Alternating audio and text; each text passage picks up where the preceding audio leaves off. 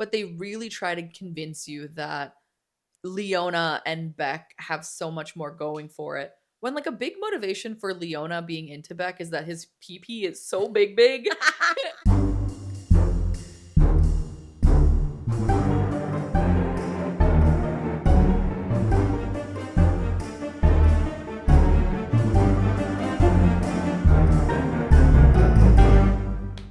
Hi there, welcome to the Open Hearts Book Club. I'm your co-host Sadi. And I'm your co-host Steph. And this month we read Get in My Swamp.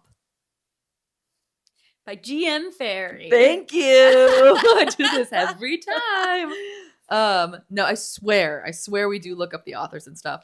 But yeah, so for the month of March, we've decided we're gonna go with kind of like a green theme in honor of St. Patrick's Day, but not really on the nose. So for our first book of the month, we're gonna be doing a fun little like play on Shrek. Instead, it's like an erotic retelling of an ogre and a young woman who finds her way into this swamp. We know all about lustful ogres. Do we? Now I do. Going into it, I really did not. And it was not a genre I thought I wanted to be part of. But before we jump into our like usual summary of the novel and then like our thoughts on it, I wanted to take a second to maybe have us discuss some of the books that we did enjoy in December, January, February, just because there was a lot of books that we read, especially like for this podcast, that I would say I was not really that into. Enthused, and sometimes it's like kind of fun to discuss like, you know, what got you going for this month, but not in that way. Oh my God, not like that. Interesting. Yeah, but like, were there any books that you were like, yes, I really want to talk about this right now while I have the chance? Yeah, I mean, I read the Legend of Kyoshi, the Rise of Kyoshi, the Shadow of Kyoshi, the series, and it's so good. I waited so long, you know, I bought it as like a joint Christmas gift for yourself, me, and one of our other friends so that we could all read it, like kind of not together, but like all at some point have read it. And I was like, well, whatever. And then I finally picked it up and I was like, oh no, this was like the easiest 5 out of 5 I've ever given on a book before. That's huge, dude. Oh my God. I really love that. And also, selfishly, I have picked a book for our friend book club that we're doing. The Everlasting by Alex Harrow. Alex E. Harrow, right? Yeah. And I haven't finished it yet. I'm only like I'm like less than halfway through, but I'm really enjoying it so far. Fingers crossed it stays good because I feel like I keep saying I really like this book and then like second half it tanks. So that happens to you quite a lot. Where you're like the beginning is going so well, and then like never mind. I gotta learn to keep my mouth shut until I finish a book. You have the same symptom of like when some women are like, I really like him, and then like I completely ghost them. That's what you with some books. Yeah, true. It's really unfortunate. And I ghost the book. Yeah, and you go, screw you, book. I'm not even gonna finish you. Well, there was that one book that you like was a misprint, so you couldn't even finish the ending of it. Yeah, that book ghosted me. I need to still see if I can find the last 2 chapters of that book somewhere. I'm so bad. I work at a bookstore, and somebody came in being like, I wasn't able to finish the last 2 chapters of this book. Can I just like read it here at your cafe? And I went, yeah. No worries. Like, go enjoy. And I think it was not Gideon the Ninth, but it was Harrow the Ninth. And so I was like, yeah, read the end. You got to know what happens. Good Lord. But yeah, no, I read the second novel in the Kushiel's like Dart series. So it's Kushiel's Dart, Kushiel's Chosen, and Kushiel's Avatar. Oh no, yeah, so I read the second one. I gave that like a 4 out of 5. It was a bit like slow, but it was still like so good. There were so many moments where I would like sit up straight and be like, oh my God, and the villain is bad. Like, it's such a good adventure novel. And there's so many good twists and turns, and I love our main girl.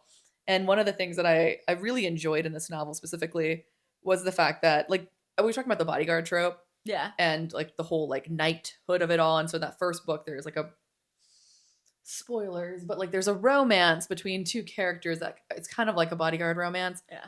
And so in this book, she's somebody who like kind of devotes her like body to the service of Nama. So she's kind of like, for lack of a better word, like a courtesan, like an SW worker, but like in a more self-possessed way. Sure. And he is somebody that like cannot handle that. He's like, I love you and I really want to support you. And even though I knew this about you going into our relationship, I am not happy about this.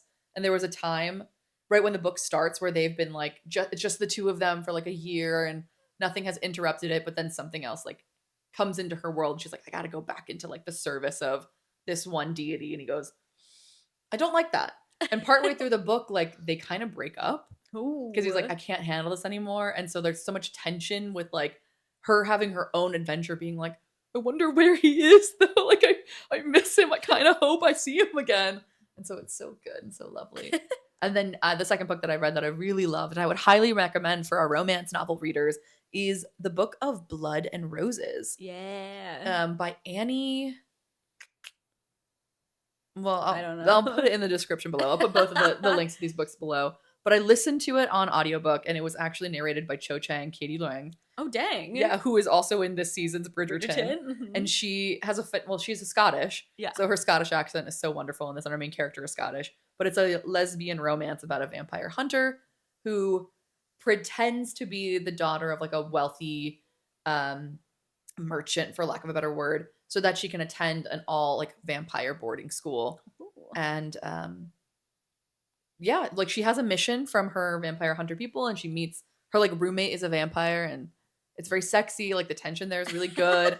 I just like think that the relationship between these two characters is very well done. Heck yeah. And so I would highly recommend that. But yeah, so there were books that we enjoyed this year. Hey, we like books. We swear. We swear. That's truly what I'm like. I know the last like 3 or 4 episodes has been us like tearing into some books. So I wanted to be like, we do like some books. We just happen to not pick those books for this book club. It's more fun to talk about books that are like easier to dig into that way, I feel like. Yeah. And there are some books that we go in being like, well, this looks like a really good one. I think we'll have fun with it. And we're like, God dang, with them. I really hated this. Yeah. So speaking of books that we didn't particularly like, what would you rate Get in My Swamp? Well, if we want to do a quick little summary. Oh yeah. Let's do that. Let's do a summary of the book first. So this is a basically like Shrek fan fiction book. None of the characters are called the characters from the actual Shrek movie, and I would not say that any of the characters are really too much like the characters in Shrek, but that's what it is. If you couldn't tell by the title, Get in My Swamp. But it follows our female main character, Leona, not Fiona, Leona. And kind of her life. Like we find out that she's had a really tumultuous upbringing. She has been like pretty much living in poverty for most of her life. And then she comes across Laurence and Victoria Farquaad, if you will. And she ends up like kind of falling into their world. Her and Laurence fall in love. She gets, fall in love, whatever. But like she gets proposed to by him and she accepts. And she like starts a friendship with Victoria and her like group of friends, and like through all of this, I think she's really struggling with her place in all of this because she doesn't exactly feel like she is accepted into this friend group. They're not like mean or anything behind her back or whatever, but she doesn't really feel like she relates to these people. And it's kind of similar with Laurence, where she's like, it's not that I like dislike him or that he's treating me badly. It's just like the passion's not quite there. But these two people have like done a lot in way of making me feel very like secure, like they're very wealthy. They like bring her into that world. She really doesn't have to like do too much. It doesn't seem for this. Like he just kind of like Laurence specifically just sort of sets her up in like his place and like lets her have the run of the mill and like whatever. She's got her own little credit card. Yeah. But they start at Leona's bachelorette party, which has been thrown by Victoria. And this bachelorette is a silent retreat, which is wild. And Leona's none too pleased about this. And she's kind of like being, like, I'm the bride. Like, shouldn't I get to kind of do what I want to do on this? Whatever. She goes throughout the day and then she ends up going to sleep and having a nightmare that sort of spurs her into going, I need to just like walk around and like whatever. And so she leaves a note. She's like, hey, don't look for me. I'm walking around clearing my head. She's walking around, whatever. She ends up wandering too far, is like not really sure where she is anymore. And then she sees a house that has like smoke coming out the chimney. So she's like, I'll just go there. I'm sure they'll be able to like point me to like the road or whatever. And as she approaches, as she falls into a trap. And our male main character, Beck, who is an ogre, finds her in his trap. And they sort of have to like figure things out from there, where like he doesn't kill her or anything like that, but it is like he's basically on the outskirts of this secret society of magical creatures, and they've been very much so like if a human stumbles or like by, we can't just let them go back because then they could like tell the rest of the world about us, and who knows what that would imply for us. So it's this whole saga from there of Leona going, I need to get home, I need to figure out a way to get away from him, and him being like, I'm absolutely besotted with her upon first seeing her, I need to figure out how to get her to stay. Well, and yeah, that's sort of... How could you not be besotted when she describes herself as huge boobs, porn star lips, and skinny waist. A butt that doesn't quit. That's what it was, a butt that doesn't quit. Yep, yeah. So that's the summary of this book. How did you feel about it? I would give it like a 1 out of 5. There were so many parts of this book that were like kind of icky to me. Just like on... I know it's not fair to be like in a moral way. Like there's so many parts of this book that were disgusting to me, but there was no way this was ever going to appeal to me. One, like Shrek is a wonderful movie, but I'm not looking at Shrek being like, now I wonder what's underneath those trousers. Human Shrek never did anything for you. Human Shrek is a handsome guy, but he never did anything for me. But he is a handsome guy. But I'm not talking about human Shrek. I'm talking about Shrek. Yeah. I'm talking about big ass, green, bald, headed, goofy ogre. Okay? Sorry, like that's why I have a problem with Shrek. But like this book has incest, surprise incest in a way that is done so stupidly. This book has SA, like not more than implied, yeah. Yeah, this book has cannibalism, which to me is like a hard no. We even talked about it when we first started this book club. Like we went around asking each person, like, what are your like hard, I cannot read about this in any way, shape, or form. And like a majority of people were like, yeah, like rape and SA are things that I can't handle. I was like, I can't do cannibalism. Like even because there are some like horror romances where that could happen. Yeah. I can't. And I kind of had to like skim those chapters because I was like, this is disgusting. He's an ogre though. Is it cannibalism? Yes. to me, just like the idea of him cooking. Yeah. No, fair enough. Fair enough. So like besides the various taboo topics, the romance here was truly just insta-lust. Yeah. Which it's a smut book, that's fair. Yeah. But they really try to convince you that Leona and Beck have so much more going for it. When like a big motivation for Leona being into Beck is that his pee-pee is so big. and Lawrence has small pee-pee. Small pee-pee, and he doesn't, yeah. He, like, what is it like? He keeps his shirt on or he keeps her shirt on or something, and he just kind of like two-pump chumps it and gives up for the day. She's like, I didn't even notice that he finished. That's how like quick it was. How sad. So yeah, it's just like I can't even comment on the writing of this book because I wasn't even thinking about that. I just kept being like flabbergasted with each new thing. Like she's masturbating in a cage, and then suddenly she's like going on a shopping spree. Yeah, and then she's back in LA, and it's just a wild ride. It was a whirlwind in the worst possible way. No, truly. So yeah, 1 out of 5. Yeah, I gave it a 0.5 out of 5. There we go. I also like. I've been joking around about reading this book for quite a while. So, like since the inception of this book club, you've been like, wouldn't it be funny if we read this book? And I was like, okay, like we'll finally do it. I did not expect, like when I was looking up the trigger warnings for this book, I did not expect it to be like that intense. Like I knew it was like a smut book. I knew there was like primal play and things like that, but I didn't think that there was going to be like kind of like it was SA, but then later on she goes, but I kind of like liked it. So like, I don't know, like non-con, I guess, SA, right. Whatever. For even the audience still, at home, how would you describe primal play? Primal, like chasing, basically. Like hunter, prey. Like chasing Valentine. Yeah, like prey predator play, I guess, where he's like, she like escapes at one point and he's like chasing after her and she's pounding through the woods. They both get hella turned on from this, so whatever. But yeah, there was just a lot of like plot twists too that I felt like that was just completely unnecessary. Like there's a whole like they kind of keep coming back to like, does she actually, because obviously she ends up falling in love with him, of course, but they always come back to like, is it because she genuinely likes him or is it because she's like stuck here, kind of basically like not even basically. They lampshade Stockholm Syndrome so hard in this book. Verbatim joking around about it being Stockholm Syndrome. And so it's like the author went, okay, so at the end, I'm just going to have her like go off and like recognize that she's like likes where she lives and can like be that, but she's still thinking about Beck, and that means she really likes him. And it's like, okay, this just felt so heavy-handed. And I again, it's a 100-page smut book. I know I'm asking a lot, but there is so much like the YN of it all, of her literally going, I know why men like me, and it's because I've got huge bazongas and big old lips and a butt that don't quit. It's so weird to describe yourself as having porn star lips. Like, I'm like, did a woman write this? Right, I know. In what universe is a woman like, yeah, and my porny lips are so Yeah. hot. All right. But it was like, there's no progression in the relationship either. It goes from her being like rightfully terrified of him to like insta less love. Like, and there's just no progression. And then beyond that, it's like, the sex scenes were so bad. There's like a point where he's going, you taste like mine. What the what?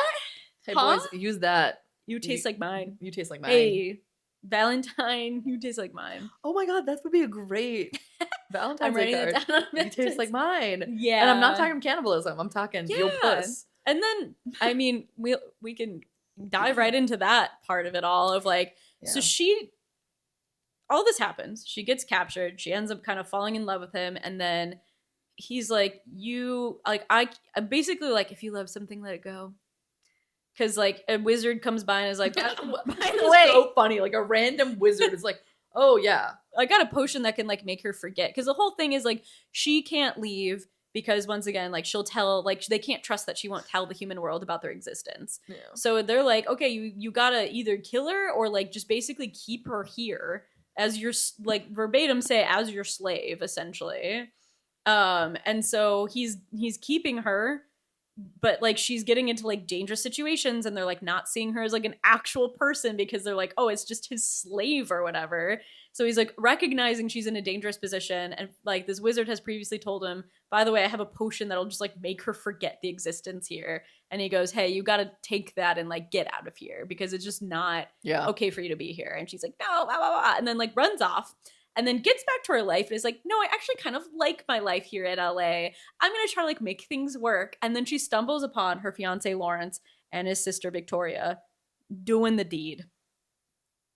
Okay. And she rightfully freaks out. But I raise this point. She finds out Beck has eaten humans. And she is so... She's concerned about it for about 2 seconds and then she just moves on.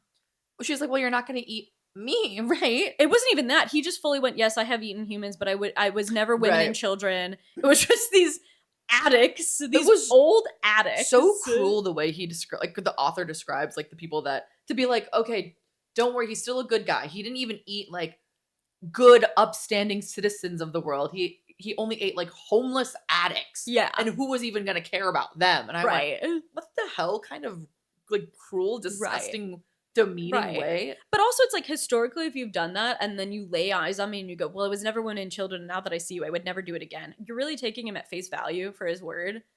Like, okay, interesting. So what like, you're okay to the next with person that like falls into his swamp? Like, what is the solution there? Is he just gonna have like a whole another homeless addict wanders into your pit?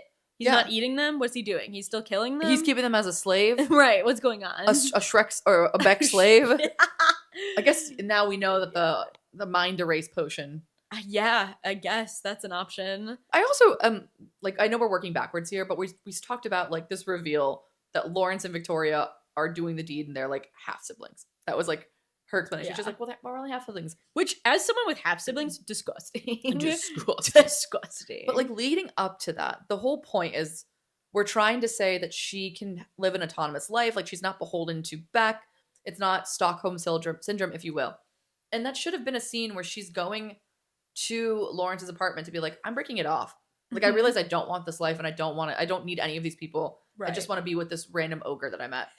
And instead, she's actually going there to be like, I'm actually trying to make it work here in LA. Yeah. Like, if they weren't weird incest, like, siblings, she'd still be there. She'd still be there, probably married to Lawrence, having, like, abysmal sex. Yeah. And what does that say about their relationship? Like, that's so bad. Also, I feel like the biggest things that she was, like, missing was, like, yeah, I'm gonna really miss his, like, dicking down. And it wasn't, like, him as a ogre person. Like, what personality trait did he have besides being, like, really good at chopping wood and making chicken? Like, he's a really good chef. But, like, these are not things that you bond with somebody over enough to be like, yeah, I'm going to give up my very cushy, luxurious life in LA. Also, she just was like, I don't know, there were like moments of like, oh, and he's like just kind of sweet. He's like, seems embarrassed that I'm giving him this compliment or whatever. And it's like, there wasn't enough of that though, because most of it was like him dicking her down or beating the shit out of someone. Oh my God. Like, could we also talk about the fact that so there's a character, Donnie, who's supposed to be Donkey, and he's a centaur. And he ends up like essaying her, basically coming on to her, like kissing her, feeling her up or whatever. And then Beck runs over because he hears her like yelling and like beats the shit out of him. Like she literally says in there, like I think that he's had enough. Yeah, she's like, I was like, I'm watching for the like the rising and falling of his chest to make sure he's not dead. And then they right next to his like mangled body. That was so gross to me. 1, that's crazy in and of itself. 2, she just almost got essayed and you're going, I need to you right now. And she's into it. And like, he's saying, like, it. I hope this guy can hear us so he knows you're mine. Yeah. And I'm like, that's the guy who just assaulted her. Right. And I get that this is sort of like, I'm the alpha here. Like, I'm showing him who's boss. And it's not like, it's very bad. It's very, very bad. Because you're right. Like, if she was, I don't want to say what a victim should and should not do, but it is a very strange and in poor taste thing to be like, she was just assaulted. And now you're going to doink her? Right. To show dominance over the guy that just assaulted her? Right.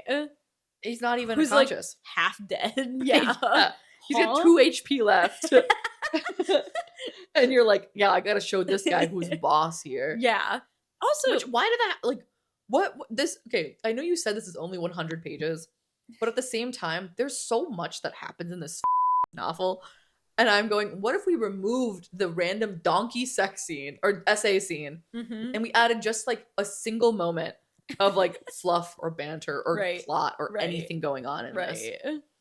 No, we had to have it so that I guess Beck can come in and save the day. What if we have like a moment of clarity for her of like, yes, this is safety and security with Lawrence, but I felt safety and security in a different way with Beck, and I prefer that way rather than it being, oh, well, he was doinking his sister, so I'm gonna like go off, do my own thing for a little bit, think about Beck, and you know, we'll get back to. There wasn't even a we'll get back together. Beck found her. Beck went on an airplane, which also Lawrence found her. Like, she like is so passive in this entire thing, dude. Yeah, it's not that she of her own volition like argues with Beck and she's like, you know what, I am gonna go back because clearly you don't want me here.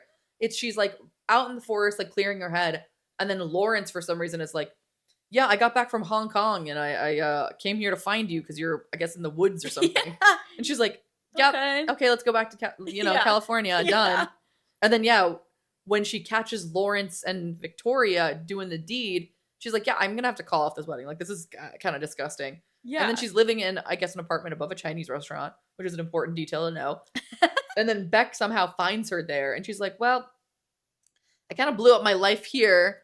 She doesn't think that like that, but that's like what it comes off as of like, well, he's dicking me down so good in this apartment, and like, what else do I got going on here? I might as well just go hang out in this guy's swamp. I also just love that like she had reasoning for like, I really miss Beck, I want to see him again, but I can't just fly to Florida. I don't have that kind of money. It's like, if you're planning to go off to Florida, like be with him, then you don't really need any money. So just take what, like, oh, I see what you're saying. Yeah. Like, she's like, I just don't have the funds to do that. It's like, okay, I'm assuming because you're paying bills, you're paying rent, you're paying whatever. But if you're just off to Florida to go live in his swamp with him, you don't need any money. I thought she meant like plane ticket. Providing like, right. But I'm saying she's like, I don't have money for a plane ticket.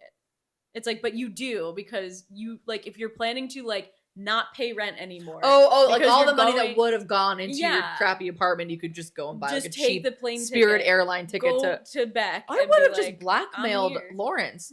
I'd be like, hey man, like my life is gonna be terrible regardless as to whether he's like, well, I won't let you even like walk a step in this town. She's like, I'm poor. Like, so if you don't give me money, I got nothing. You are gonna give me like 50 grand I'll up keep front, quiet and I will give me this money. Yeah, because then I'd like prepare to live my magical lifestyle in the woods, I guess. Yeah. Where she's shitting outside. Oh yeah, she made a comment. She's like, oh no, a hole in the ground. She's like, Lawrence has a bidet. She's going, hey, give me your bidet. But like the relationship between her and Beck, again, we're asking a lot from a smut novel, but there are smut novels that I've read that are longer that I think do a better job of like kind of at least giving us more of like internal world or why people would like each other. Yeah. But like, yeah, Beck finds her in a trap, throws her in a cage. She is like, "Don't do this to me," and then he shows up again. And she starts masturbating in front of him to like to seduce him. She goes, "Hey, I'm gonna seduce him. Operation Pussy Trap. I'm gonna start She calls it touching that. on myself." Good God. And then at some point, like it's so fuzzy because of how much dicking down that happens. A lot. But at some point, he does something on her. She runs and he catches her. He also does some more shit on her. And then they're doing it together in the same bed, sort of. It's just, it's like, it's so much sex. And so if you really are just in it to read two people, then there you go. Oh. There you go. Yeah. If you want to just turn your brain off and just read a really giant man with huge fingers and hair. He Yeah. has hair. I was just gonna say too, like, I don't know that I would really classify this as monster, or if I did, I would classify it as like monster light, because for all intents and purposes, he was just a 7-foot guy who was green and like ripped, Yeah. and had like what I envisioned, because she kept saying his fangs, but then she's like they would curl up, so I was like orc. That's what I was thinking, that's like an okay, orc, yeah. basically. That's Which is why okay. when you were like, was it really cannibalism? Like, yeah, it is cannibalism. Like, this guy isn't a different species. The species doesn't exist.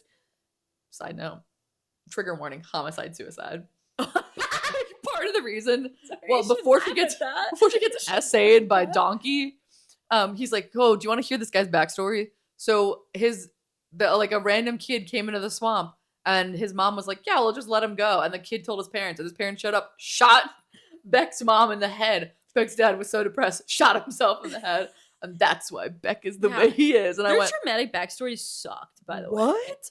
Like, that was his, and then hers was like, both of my parents were alcoholics and they never took care of me, and I was just scraping by, and I was the poorest of the poor, and everyone hated me, and I was like, we don't have to do this. We It's a don't- smut book. It's a smut book.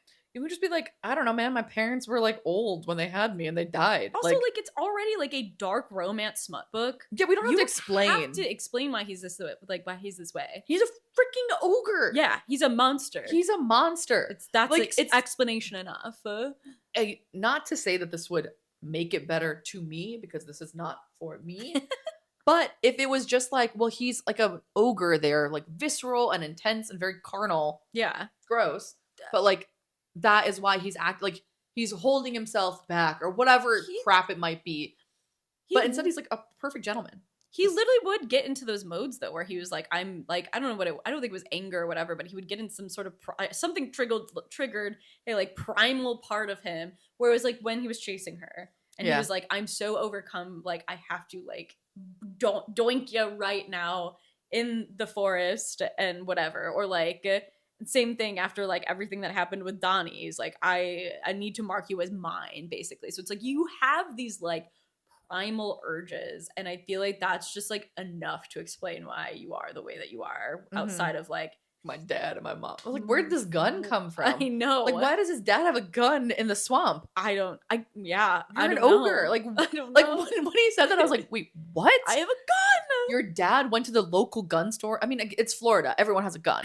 But like, you're telling me this secret community Has guns. Well, I guess he did the same ski mask trick that Beck did and was like, yeah, Fucking let's yeah. buy a gun. And they went, you don't need a license here, have one. Beck gets on an airplane and he goes, it's okay. I wore a hoodie. I kept my hood up. I wore sunglasses and I wore a face mask. What about your hands? Your green hands? What about the fact that you're 7 foot tall? And you were like, with what ID is he getting in the airport? Yeah, like, like 9/11 happened already. How did he get I it? think, How I did presume. how did he buy a plane ticket? He doesn't have money. He doesn't have currency for the human world. It would be one. Like, that's why I was like, if he was just like hitchhiking, it would be one thing, and it takes him like a month to get there, or Right, something. yeah. But like, he got on a plane. He literally got on the plane. I don't. And then get he it. like, I think just kind of like sniffed her out. It was so weird. His explanation was so ass. It was like, it should have just been her going back to the swamp Yes. to be like, I want to be with you. Let her do one thing. Let her do one thing. Let her not be passive about one thing. And that could have been like the bigger like show of growth of like she went and made this decision to go find him and be with him. Yes, truly. And also, okay, so I'm a bride. This is what this vibe is right now. And where there are bridesmaids.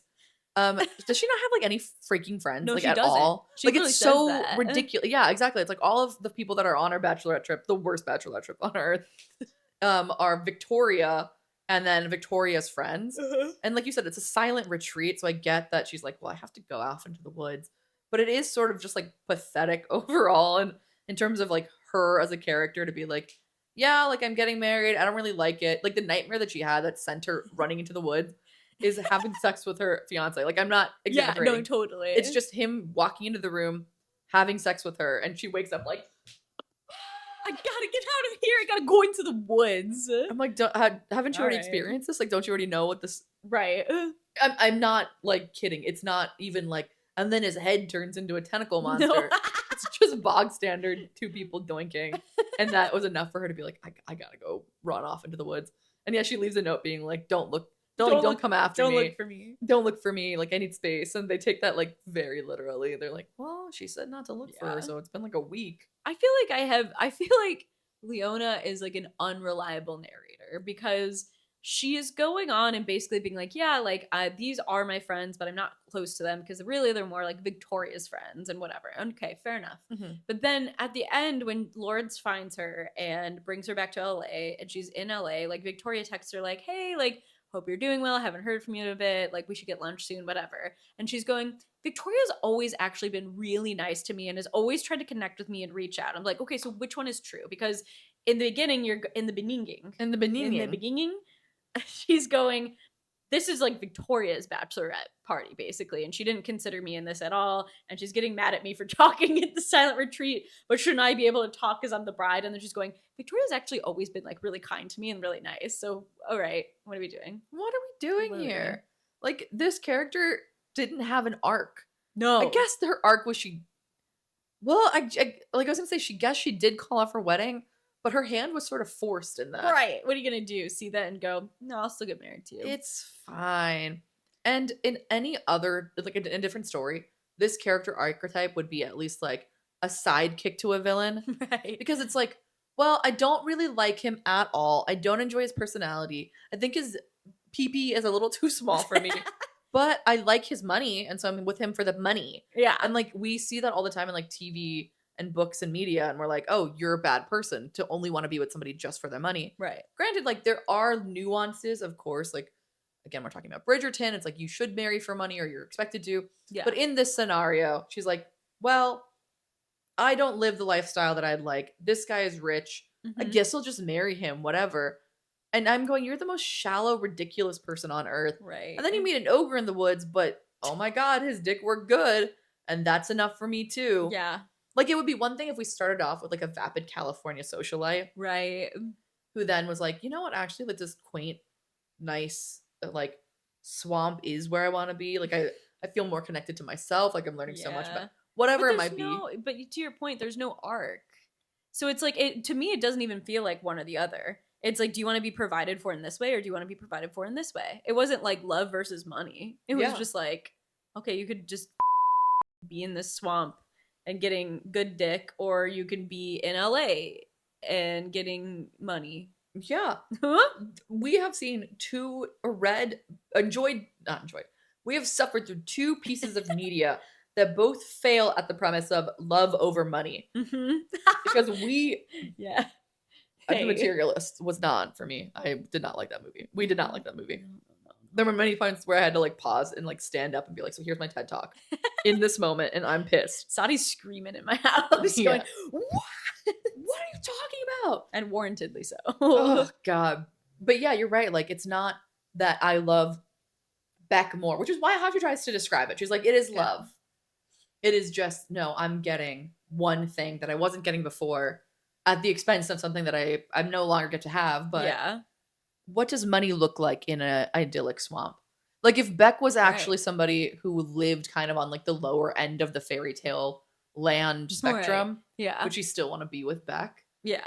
But Beck, it seems like whatever needs she Mhm. has, like he can meet in terms of like food, Yeah. shelter, Literally like clothes. brought her to get new clothes because in him chasing her, he ripped her clothes off in the woods. And so he went, okay, we're gonna put you in a potato sack and go get you some more clothes. So it's like he bought her a bunch of new stuff. Yeah. So I'm realizing like I have read a book that has primal play in it and that does a good job prefacing why that is acceptable. yeah. And it's the fact that the two characters, I mean, it's still a dark romance, so there's always Yeah, the problematic I mean, aspects. But like the two characters were kind of lusting for each other before doing this. yeah. So it's almost like they've already acknowledged it. And this is getting a little too much.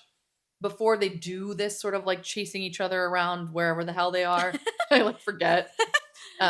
He gets her to consent first. Not forces Sure, her, but yeah, he's yeah. like, "You want to do this?" And she's like, "No, I don't." And he's like, "Well, then I'm not going to." And she's like, Okay. and then she's like trying to get him to without having to say it. And he's like, "So there's a word for this. Like this is like consensual non-consent, basically. And if you're going to do this, I need to at least know at the top that you're into this, Yeah. and then we can go buck wild." And there's like Yeah. a whole conversation about safe words. But I'm like, I don't know if that takes you out of the story or not, but at least that there's like this acknowledgement of like we're both kind of into this. Right. And I understand with books like this how as a reader you're like, I don't want them to do that. I don't want them to like Yeah. loudly go, well, actually, we're both consenting, because I guess that takes away from the Yeah. fantasy of non-consent. I think it depends on the story, right? Mhm. Because with this, it's like if they were to like if Beck and Leona were to sit down and be like, "Do you want to do this?" I just don't think that would like. Right. It's a monster, you know what I mean? Yeah. You know what I mean? But like, yeah, like I get what like I do prefer when there is a conversation about Or it like beforehand. an implied understanding that this is something that both Yeah. parties want beforehand. Like, my brain is trying to do the thing of like, how do you make this work? And it's Leona tries to escape the first time, and he brings her back without doinking her, and she's like, I actually really enjoyed, like, not to him, but Right, to herself yeah. internally, and she just keeps like trying to escape, but he Yeah. starts to pick up on the fact that like this is more playful for her Right. than it is like serious, and he's like, oh, we're both like, I Mhm. don't know, like that builds into like a, without explicitly saying an acknowledgement, like Right. you're both into this or whatever it might Yeah. be. But it's just off the bat that she's like genuinely trying to escape. She's not like, And- oh, I wonder if he's gonna come after me. She's like, I'm running for my fucking life. Yeah. And the added layer of like he's eaten people. Like this feels too real. And I know that is like the appeal, I think, of like monster romance to some aspect of like there is like again, it's like it comes down to a certain like nature of the beast Yeah, thing. sure. So it's like you can kind of like forgive things like not having conversation about this, but I do think that this falls into like the trap that we've talked about time and time again with like straight sex of like it is like something happens and then afterwards we're in the character's head and they're like, and I really enjoyed that.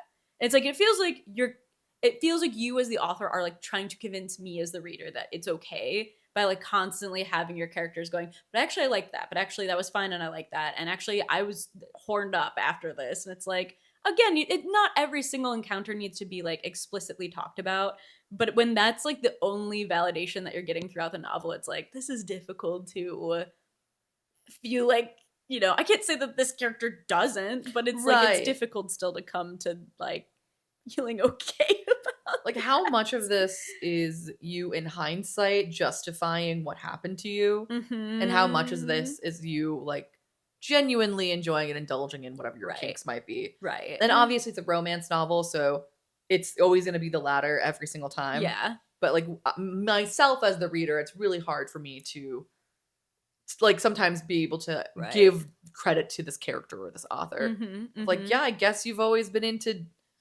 dudes chasing you. Yeah. It also, once again, like, and I feel like we obviously talked about this in our Valentine's Day episode too. There's just like a certain level of like, I'm not rooting for you guys to get together based Yeah. off of all of this. Like Beck being like, Beck not even going like it wasn't even like a necessity too. He talks about it of like, he literally goes, did I need to eat humans? No, but they taste good, so I did. That's like, okay. And now I'm supposed to like want him with a human woman that like Mhm. supposedly he'll never eat humans ever again after like looking at her one time because he got horny. Like, what? I know. And when he gets her, like, he chases her through the woods and he brings her back to his place. It's almost like that whole ordeal never happened. Like, he's not Right. like mulling with the fact that she wanted to leave or she's been trying to escape. He's not like, oh, you should go back into this cage or whatever. I think they sleep in the same bed. Mm-hmm. Immediately, he's like, well, Almost, yeah. Yeah, he's like, well, if you want to sleep on the floor, you can, but you can sleep in my bed with me. Yeah, I'm like, okay though. The one bed trope of it all, of like, she's like, well, you could sleep on the floor, and he's like, why would I sleep on the floor? Yeah, that makes sense. I just kind of like, I was like, thank God, hey, thank God. At least he's not being a gentleman in this regard. Or I think that happens, and then she tries to escape, and then they go back, and yeah, and then the next day he's like, oh well, your clothes, like I'm gonna go get you more clothes, I guess, and she's like, well, I'll come with you, and we'll have a cute little date. I'm like, crazy. Your motivation to leave has completely vanished? Because she got a good dick down. Because Literally, because they had sex. Yeah. Because it was the first time that they actually did the P&B. Yeah. Was after that. Which that happened, like, I'm not saying that I'm like how do I put this?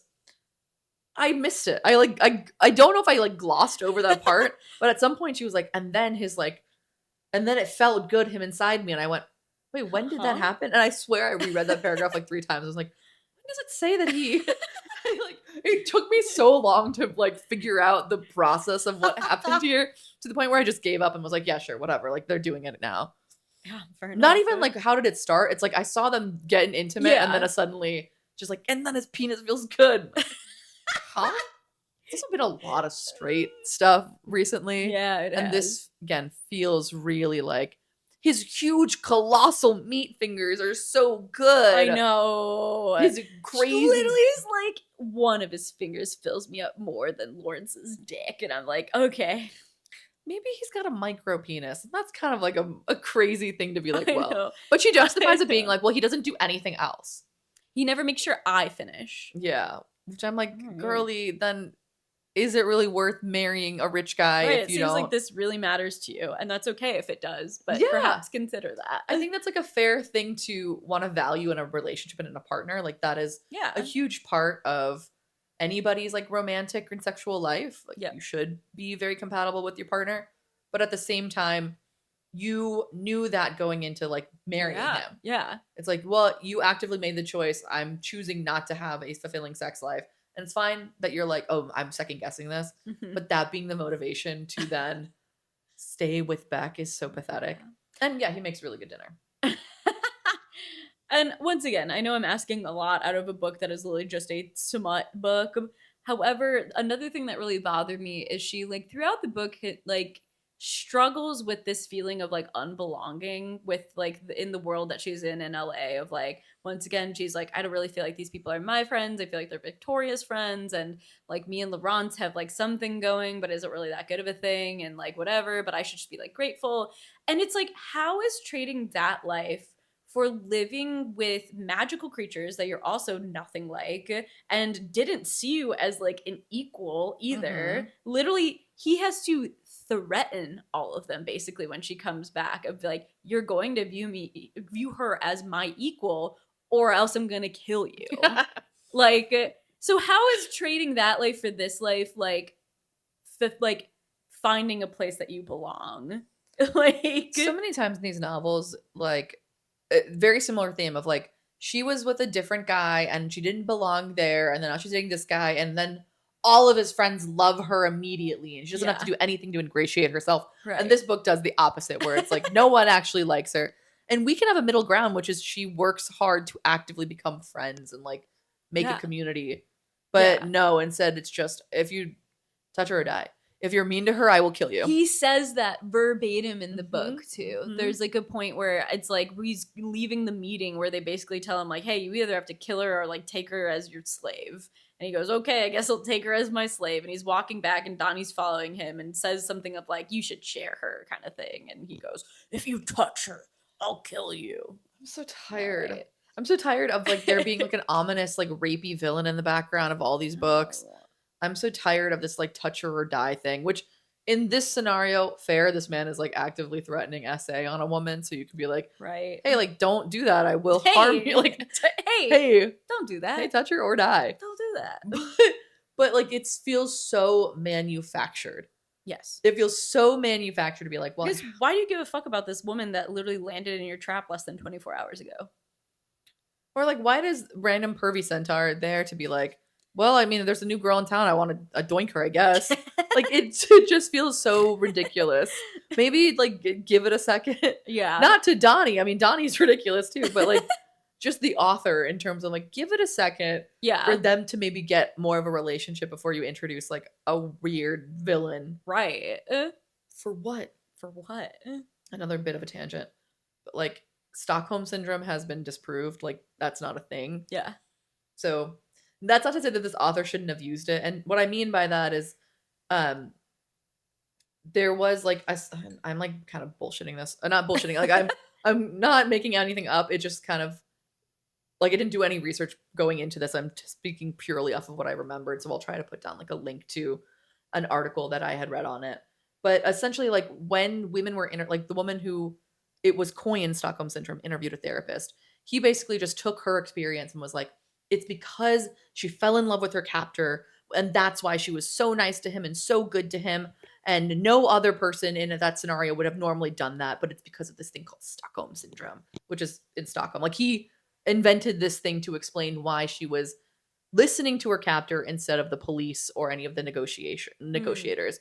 And then later, this woman had like done interviews going, that wasn't the case. Like I was not in love with these bank robbers that held me hostage. This man has a gun to my head. Yeah. So who am I going to listen to? The guy with the gun to my head? Yeah. Or the police? Yeah. She's like, I was doing literally anything it took. A fawn response. Yeah. Genuinely. And I think like that's probably where like this idea of the fawn response like has come from. And don't quote me on that, but it feels like it would make sense. But that she came out being like, yeah, no, that it's not that I fell in love with my captor. It's not that we spent so much time together and you just get like hypnotized into it. It's just that I am doing whatever it takes for me to survive. And if that means sucking up to the guy with the gun, then it's that. And so in this case, when like we're talking about Stockholm syndrome, she's kind of doing that. Yeah. She's kind of like, well, I'll try to seduce him so I can make my way out of here. And I'm like, girly, you are kind of doing what these people like. You're fawning. And granted, I think it's still valid to use Stockholm syndrome to describe like the things that we read about in books. Sure. Like oftentimes, like what is a better word than to say, well, she fell in love with her captor. Like you go, oh, Stockholm syndrome. Yeah. But like in this scenario, it was very frustrating where they're like, haha, like I'm not trying to Stockholm syndrome her. I'm like, yeah. Or you kind of are. Like you really are. Truly. And you're doing it to yourself. Yeah. I also thought it was so funny that she goes, like, she's trying to, like, she's in the cage. She is actively trying to find ways to escape. And she goes, well, it's not like I'm going to trade sexual favors, like, in her head. And about 2 pages later, she's like, Operation Pussy Trap. I'm like, okay, so that didn't last very long at all. You're going, maybe I will. Maybe I'm actually okay with that. And I just... They joke about her being his sex slave. Yeah. Sex slave. Yeah. They're like, she's like, haha, I guess I'm your sex or something like that. And he's like, well, it's because you're my sex slave. Ha ha ha. And I'm like, what? Yeah. Don't you feel icky about this? Like, right. You're such a prideful woman who like doesn't take any shit. It's because every character is like the same in all these novels. And you're like okay with this man genuinely referring to you as a sex slave? Yeah. That doesn't make you question anything at all? I mean, she's got questionable tastes and preferences all around, I would say. No, that's fair. But yeah, no, I also just like, how did this book, like as I'm like seeing us both like be slowly drained as we're talking about this book. Seriously, I read it so fast, and thank God, because I don't think, like, I read it within a day, and I don't think if I had stopped, I don't think that I would have picked it back up. I mean, I would have, because we have to talk about it. But I was like, this is so ridiculous. And like, I was expecting it to be a little bit more silly. Like, in the same realm as high tentacle romance is like what I was assuming this book would be. And I was like, oh, the way that they're joking about things is like, yeah, like maybe my good buddy Stockholm syndrome will help me out. It's like, that's not funny. Like, I was genuinely cringing at like the humor, the sex scenes. I was like, I'm like not really enjoying myself reading this. Like when this was first pitched, I went like a dark romance for Shrek. Like truly the subject material is so silly and lighthearted and goofy that how could you then turn that into like a dark romance, and they did. It's just so ridiculous and also quite impossible to I know, with. obviously with the dark romance, there's not going to be like a moral to the story, but you would think that like if you're taking it and you're making a Shrek fan fiction, you would probably try to maintain the parts of the movie that people enjoyed, such as like the idea of like you don't need to be this like beautiful person to like deserve love or whatever, like like that's it's what's inside that counts kind of thing, but also like there are like so many people who have like different ideas of what beauty is and whatever, and blah blah blah. And it's like, no, none of that. It's, do you want this ripped 7-foot ogre that can yeah, or do you want this guy with this little danger who really doesn't care about you but will like keep you very comfortable? Mm-hmm. And his sister. I forgot about that part. That makes me so mad too, because obviously what a throwaway to be like, yeah, it's not enough that he doesn't treat her well, doesn't actually care about her, put his job like over the fact that she was missing. We also have to make him a creepy incest guy. But it was also like he didn't really put his job over the fact he was missing. They like finally reached out after she was gone for a while, and he went, okay, I'm coming home. And he went around to go find her. So it's like you're making him kind of a nice dude, and then all of a sudden he's my sister, I guess. I guess. Okay. Like again, it's what are we doing here? Yeah. It's motivation is not enough, that all these other negative qualities about him, you also have to. And I'm not doing this in defense of a fake weirdo. No. I'm just saying like the author truly is. I also just like what? This author clearly had this idea of like this is gonna happen in this book, and I still just absolutely have no idea why, because like Victoria Fark and Lawrence Fark, like Farquaad doesn't have a sister. Why did you split Farquaad in two and then make them each other, like, and while they're siblings? Yeah, there's just no need to have like, I think this is my same critique too of like a lot of horror movies that will like lean into the essay to like make a movie scary. It's like if you have to lean into something, like if you have to lean into one, just like a scary thing that people like face all the time, but like two, just like a like gross thing that like does not have to be in there to like add to your story, like you're not doing a good job. Right. Like there's no reason that something like this needs to be in here. Like in a horror movie, being killed is enough. Right. So being essayed on top of being killed feels like a cheap ploy to garner a little bit more like intensity. Disgust response. To be like, well, he was a bad guy. Like in horror specifically, sometimes it really pisses me off because sometimes the legitimacy of like essay is so like, I'm not saying undervalued, but like some male directors truly feel like being killed is not enough to do to a person. Right. They're like, oh yeah, like murdering somebody is fine. So like, well, why don't we ramp it up with a little bit of essay? But like they don't treat it that seriously either. No. Where I don't know, like that kind of consideration, not that I think like men should be essay, but like that kind of consideration never happens in male characters. Right. They're like, oh, it's enough that he died. Like that's the worst thing that can happen. Right. You go, come on, man. Like, yeah. And so I see what you're saying in this case of like,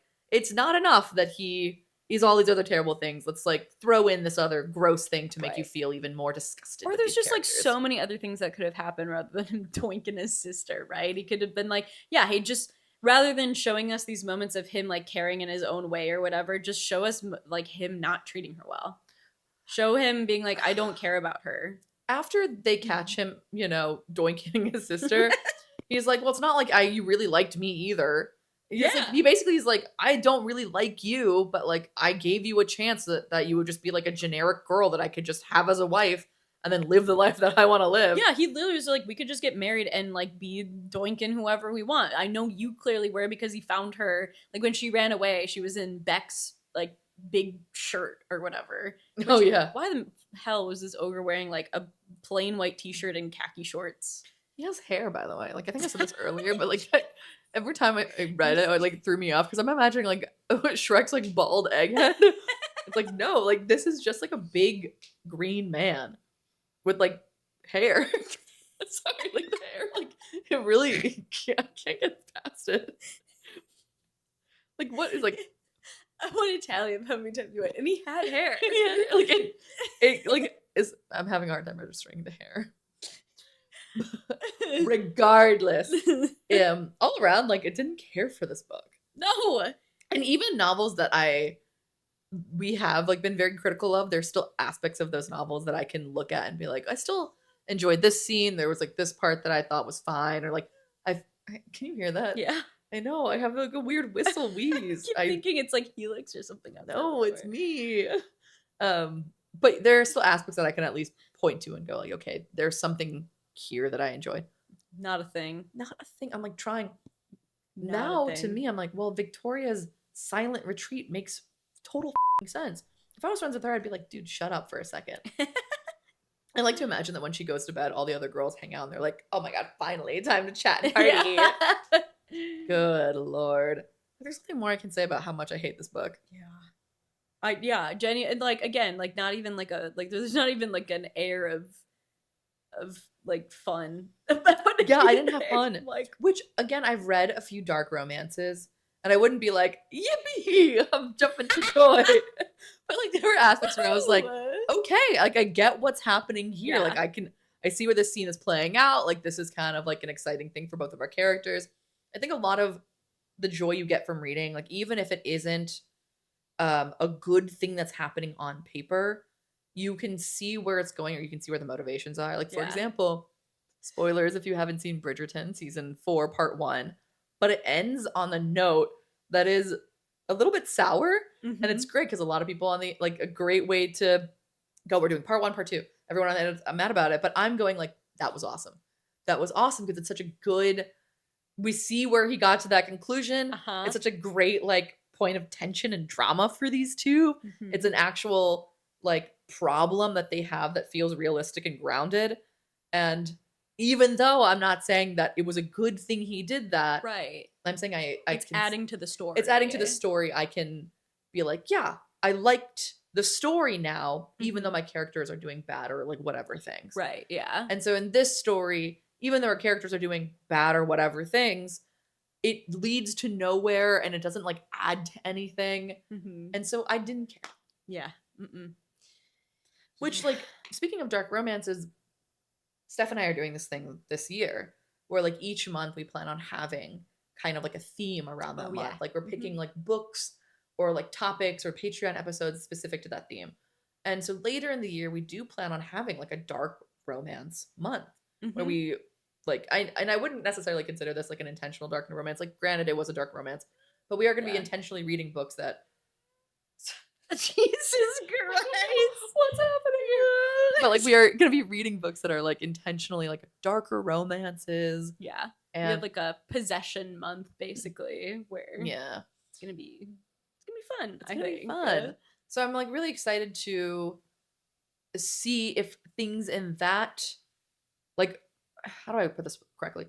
Things that are kind of like purposely dark romances, if we'll enjoy some of the executions for those. Yeah, I'm also curious. Yeah. I also like, I know so as we've mentioned, like we are running with like general themes for each month.